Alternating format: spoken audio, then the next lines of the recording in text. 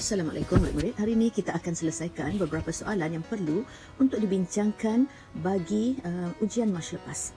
Okey, contohnya soalan nombor 5 memerlukan kita untuk mengetahui apakah unit bagi kecerunan bagi graf ini. Okey, untuk pengetahuan semua, ini adalah segitiga kecerunan yang perlu kita ketahui. Okey, dan nilai kecerunan dia adalah perbezaan antara paksi ini, iaitu del V dibahagikan dengan del T.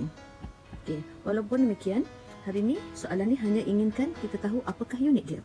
Okey, kalau unit bagi V adalah meter per saat, oleh kerana kecerunan merupakan hasil bahagi del V dan del T, okey, maka unit bagi kecerunan adalah juga unit bagi V dibahagikan dengan unit bagi T, iaitu meter per saat bahagi saat akan dapat meter per saat per saat. So, jawapannya adalah B. Soalan ini menunjukkan dua keping keju, iaitu yang bernilai jisimnya 240 gram. Bermakna kita perlu menulis apakah maklumat yang diberi, iaitu jisim M adalah 240 gram, manakala dia kata setiap keping keju berukuran 2/5/10 ini menunjukkan ini adalah isi padu. Maka isi padu ini dinyatakan untuk setiap keping, bermakna hanya satu keping ini isi padunya ialah 2/5/10. Bermakna kalau dua keping, kita letakkan 2/5/10.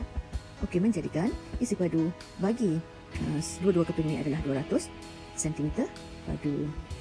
Oleh itu, dari rumus yang perlu kita tahu, rho ataupun ketempatan bersamaan dengan M bahagi dengan V, iaitu jisim bahagi dengan isi padu. Okey, oleh kerana kita sudah mengetahui nilai jisim bagi kedua-dua keping keju adalah 240 gram dan isi padu bagi kedua-dua keping adalah 200 cm padu, bermakna jawapan untuk ketempatan bagi keju ini adalah 1.2 gram per centimeter padu. So, jawapannya ialah C. Gerak-gerakan, gerak-gerakan, iaitu gerakan ni adalah gerakan linear. Kalau tengok di sini, gerakan pertama, gerakan kedua, gerakan ketiga dan gerakan yang keempat. Ada 4 gerakan. Okey, bagi graf hal laju lawan masa ni, ada dua perkara yang kita perlu tahu. Pertama, kecerunan graf merupakan pecutan. Yang kedua, luas di bawah graf adalah merupakan sasaran. Jadi soalan ni dia nak sasaran. Jadi kita perlu cari luas di bawah graf. Okey, untuk luas yang pertama, kita lukis satu segitiga, yang mana nilai yang kita boleh cari daripada graf ini ialah pertama luas segitiga, iaitu setengah darab dengan 5/8. Okey, iaitu nilainya ialah 20 meter. Okey, untuk yang kedua, kita tengok sebuah trapezium, okey, yang mana formula bagi luas trapezium ialah setengah didarabkan dengan 15 tambah dengan jarak di sini ke sini ialah 10, okey, dan didarabkan dengan ketinggian iaitu 8. Okey, didapati bahawa jaraknya ialah 100 meter. Okey. Dan jangan lupa yang bahagian bawah ni, di mana keadaan objek adalah bergerak dalam keadaan bertentangan arah. Kalau kita tengok keadaan sebenar, bila satu objek ataupun seseorang bergerak ke arah kanan dan bila sampai ke satu tempat di sini, satu tempat di sini, dia sudah melalui satu keadaan di mana dia stop, di mana V ini adalah sifar. Tetapi yang suasana yang biru ini ialah di mana selepas dia stop, dia akan berubah arah ataupun mengubah ke arah yang bertentangan sehinggalah dia sampai ke satu titik pada masa 25 saat ini. Keadaan hal lajunya adalah negatif 8. Okey, negatif 8, dan ini adalah kedudukan yang akhir dia. Jadi kalau kita ingat apakah maksud sasaran, apakah maksud sasaran? Sasaran adalah jarak antara keadaan awal dan akhir. So di sini adalah sasaran yang soalan tanya, dan ini adalah keadaan dia yang terakhir, kedudukan. So kita perlu tahu juga luas yang terakhir, iaitu sebuah luas segitiga, iaitu setengah darab dengan 8 darab dengan 5. So kita akan dapat kat sini 20 meter juga. Okey, daripada situ kita akan tengok yang manakah yang dikatakan sasaran daripada keadaan awal dan akhir ni. Okey, melalui pengiraan luas 1, luas 2 dan luas 3. Luas 1 ni jumlah sasaran adalah 1 tambah 2 tolak 3.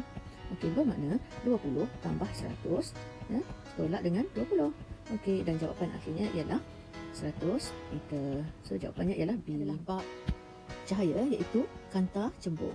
Okey, untuk menghasilkan image untuk menghasilkan image, objek yang diletakkan di hadapan kanta cembung ini perlu dianalisis dari segi jarak daripada objek ke kanta iaitu U, dan daripada kanta ke image iaitu V. Okey, dan apa yang diberi ialah jarak daripada objek ke image dan jarak image ke kanta. Okey, sekarang apa yang kita perlu buat apabila pembesaran linear perlu dikira ialah rumus yang berkaitan ialah M adalah magnification pembesaran V bahagi U, atau M juga boleh jadi H image ataupun ketinggian image bahagi ketinggian objek. Oleh kerana apa yang diberikan dalam soalan ini ialah U dan V, maka kita perlu guna formula yang pertama. Okey, gantikan M sama dengan V iaitu 40 cm dibahagikan dengan U iaitu 66 tolak dengan 40 supaya kita dapat U. So 66 tolak 40, maka kita akan dapat 40 bahagi 26 cm.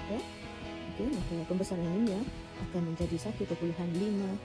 Okey, ini bermakna image dibesarkan sebanyak 1.54 kali dibandingkan dengan objek. Okey, satu gas yang terperangkap. Okey, kes gas terperangkap dalam torus atau tiub kapilari ini akan dibincangkan dari segi 3 kuantiti fizik, iaitu 1 tekanannya, 1 isi padunya dan 1 lagi suhunya.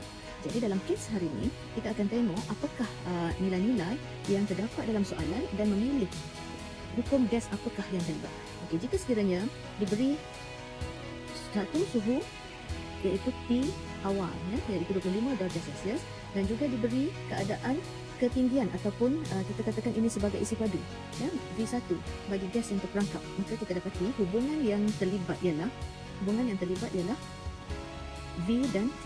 Jadi kalau murid-murid ingat lagi, kalau V dan T ini melibatkan hukum Charles. Okey, jadi apakah yang kita perlu tahu ialah rumus bagi hukum Charles ialah V1 bahagi T1 sama dengan V2 bahagi T2.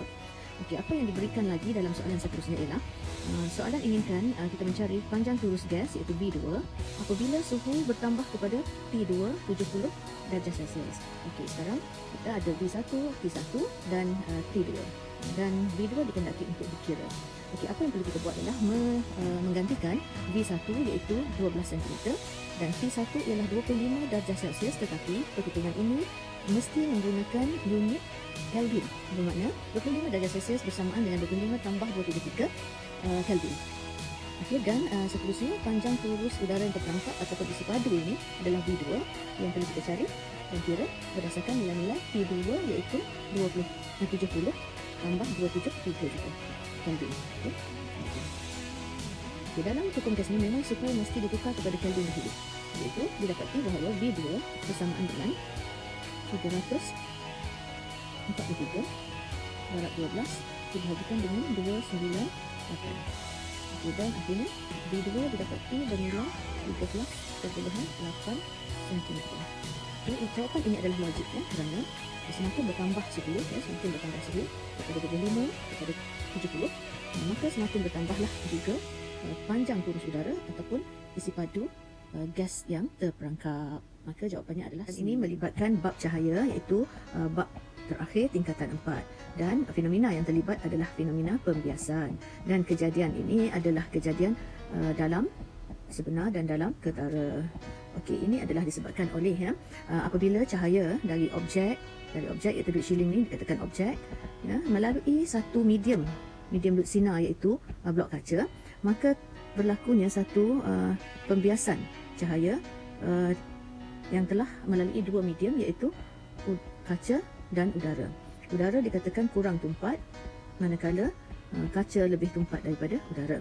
Oleh itu sudut pembiasan yang dialami adalah menjauhi lebih besar daripada sudut 7, dan cahaya yang terbias adalah menjauhi normal. Okey, ini adalah garis normal.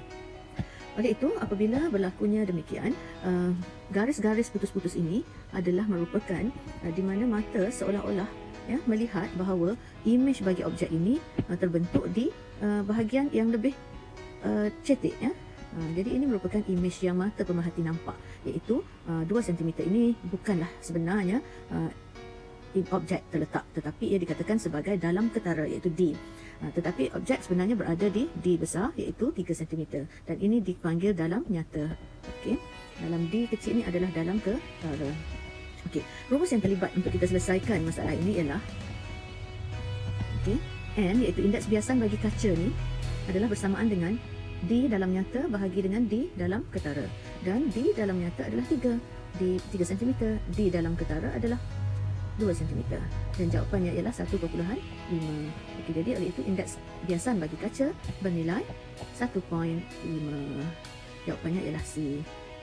Soalan 40 ni adalah soalan di mana melibatkan kanta cembung yang mana ada objek dan image. Ya, apabila satu objek yang diletakkan pada 20 cm daripada pusat optik, ni adalah pusat optik nama dia. Okey, dan nilai 20 cm ni adalah U iaitu jarak objek. Manakala nilai 80 ni adalah jarak image ke objek. Oleh itu kita perlu cari jarak V iaitu 80 tolak dengan 20 supaya kita dapat jarak image. Okey, apa perlunya jarak image ini?